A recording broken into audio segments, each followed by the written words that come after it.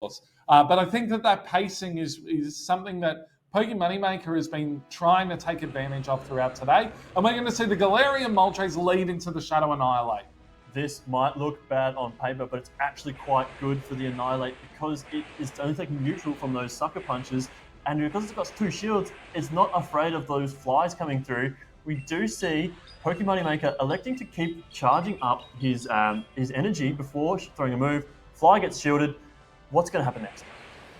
Well, next it needs to be the question goes to Jumothy. What is he going to do here? Is he going to try and get to this back-to-back, or is he going to allow this move to come through while he's still got this energy? He is maybe trying to read that he thought that it was going to be a Rage Fist. He's let the Ice Punch through, but he has 2 shields, which means that if he wants to come in with Galarian Corsola, he can farm all the way down and maybe set up Gastrodon to be able to mudslap through in the endgame. We do see that there's the Shadow Drapion in the back for Pokemonemaker and the Gastrodon for Jumothy, so this is a great position for him to be able to capitalize that shield advantage. He does get the Astonish down, taking a Rage Fist, no problem. Corsola is so bulky.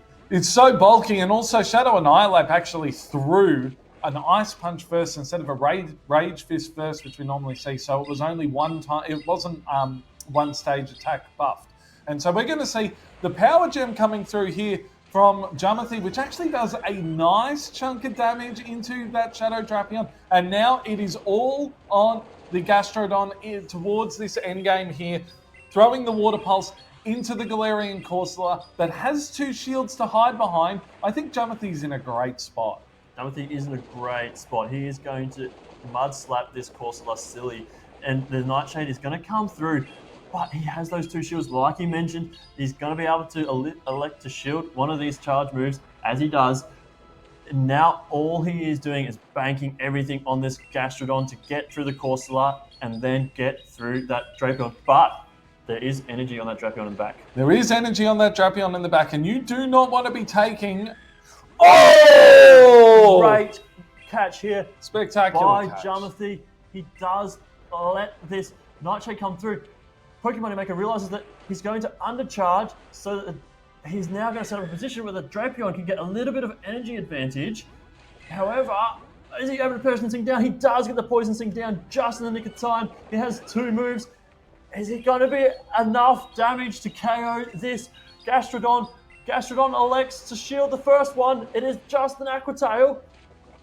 The crunch is reached, and he gets to it. This is going to take out the Gastrodon, and despite all odds, Shadow Drapion beats one of its hardest counters to heal up game number 1. Oh, absolutely spectacular energy management there from Pokemonemaker, understanding that he needed to get the bait of that Aqua Tail. Because if he didn't land that bait, he doesn't reach the crunch. And an Aqua Tail wasn't going to be enough to take it out. Fantastic play from both. I thought that Jumothy put himself into a winning position against a pretty difficult lead, a pretty difficult counter swap, and put himself into a great position. But the undercharge from Pokemonemaker and got the perfect farm down. That was unbelievable, the way Pokemonemaker was able to recognize that if I just undercharge this move a little bit, I can get this Corsola low enough to farm it down, get my energy advantage on my Drapion, and clean up the Gastrodon, because despite being a favorable matchup, those crunches are still neutral and high damage. And to show you how close that would have been there. There we see it. So now. We're going to see it here, and we're going to see the swap comes in here. Now, if he fully charges this, then that means that the Shadow Drapion is not going to get that extra Poison Sting of damage that it needs. So he does this undercharge here, and it is a perfect amount to make sure that he doesn't simultaneously KO. And what then happened is it meant that Shadow Drapion was able to get 1 Poison Sting, meaning that it only needed the 2 Poison Stings after the Aqua Tail bait to reach the crunch. If it took him 3 Poison Stings, the second mud slap damage would have registered and Drapion would have gone down with the move. So that is an absolutely spectacular heads-up play from Pokemonemaker there, and it was 1 fast move was all that he needed, and he was able to execute that to get it. And a fast move in Pokemon Go, a 2-turn fast move like Poison Sting is only 1 second.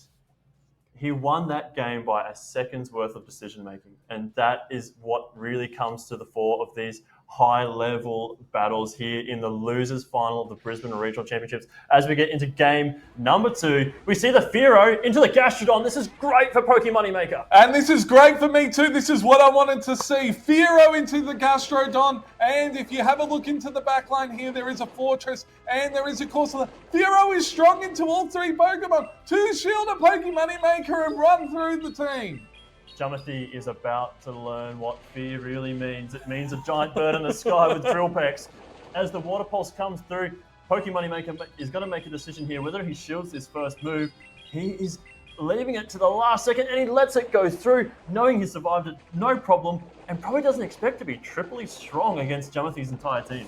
Yeah, but what this Fearow is doing right now is taking out the major problem for Shadow Drapion and being able to create an alignment here, which means the Shadow Drapion can avoid the Fortress. Whether Pokemonemaker decides that he's going to shield up this Body Slam and then be able to Drill Peck all the way down, I'm not sure. He's going to let the Body Slam through. Yeah, Body Slam comes through.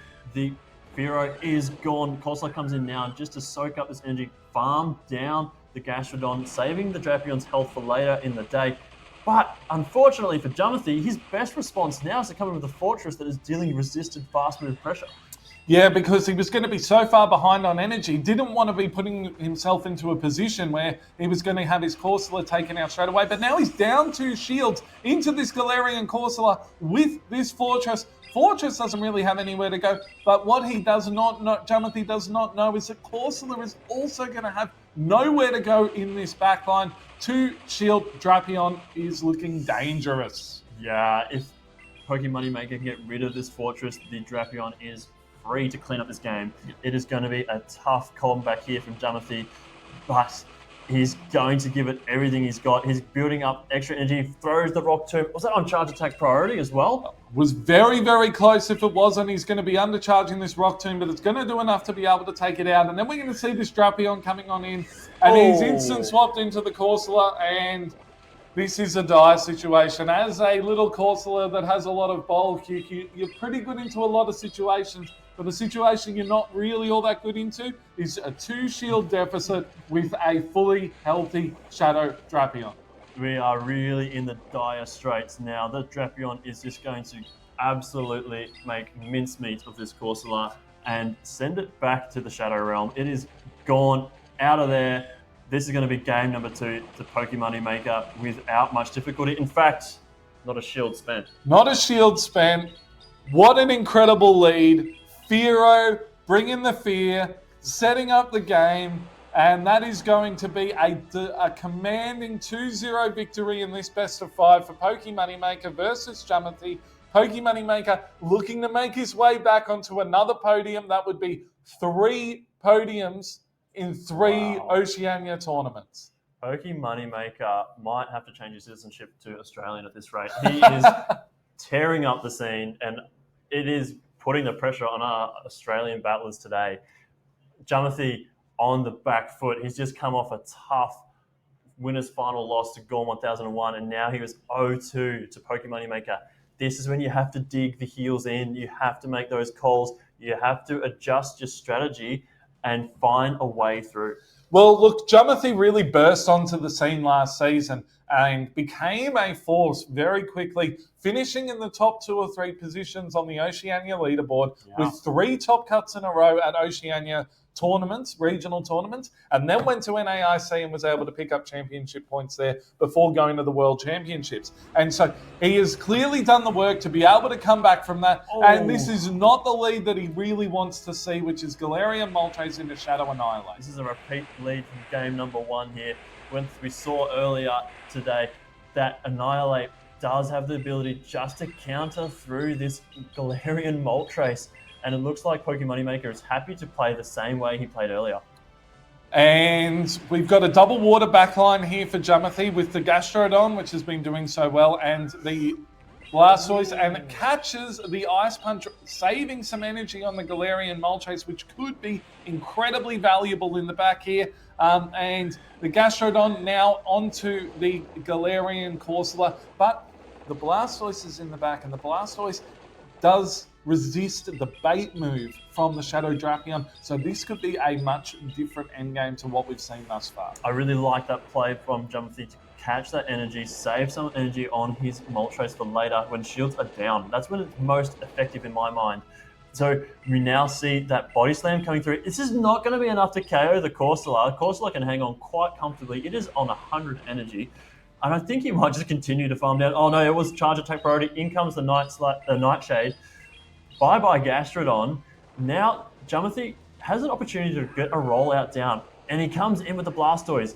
Blastoise bulky enough to take this no problem. It's going to be able to take this and really needs that energy, because if Blastoise can get enough energy here, you can look to potentially try and strip away this last shield. Here comes the Shadow Annihilate with the Rage Fist. Rage Fist is coming in, and there is no way to be able to roll out this down without taking a deadly amount of damage. And so we're going to see a Sucker Punch. The Sucker Punch down doesn't quite happen. Has to throw the fly, and then Drapion is going to come in and gain maybe only one Poison Sting's worth of energy here. Absolutely, that Drapion is going to come in to get ahead on energy, but the Blastoise already has saved some in the back, so it's going to come down to a position of, can the Drapion survive the Hydro Cannon barrage that is going to come from this Blastoise? And I think it's going to be able to turn the tables here. Yeah, this is going to be a really tight endgame. There's no baits here from Pokemonemaker, going straight for the crunch, and Jumothy understands that there is no reason to bait, and so shields it up. I imagine we're going to see one rollout here, and then we're going to see the throwing of the Hydro Cannon there. That's a good shield from Pokemonemaker. The question is going to be, is this Shadow Drapion in range for one Hydro Cannon? And look, Mikey, I don't think it's going to be. He's going to overfarm because Jumothy recognises it's outside of Hydro Cannon range, but now the crunch is coming through, and I do think it's going to be close enough to take out the Blastoise. It looks like it is, and Pokemonemaker has sealed his position in the grand finals. Well, congratulations on a commanding performance there by Pokemonemaker. We have seen that he had plenty of practice against this sort of team composition earlier today, but also a huge congratulations to Jumothy on a fantastic Brisbane regional run, finishing in third place. I think that is the equal of his best finish, or that might be his best finish. And not only that, he made it all the way to the winners' final in the winners' bracket. That's an incredible feat. That is a huge feat. Through that, we saw a stacked field today of literally in the first 3 streamed matches, we had 5 regional champions and a 2-time regional runner-up. Yeah.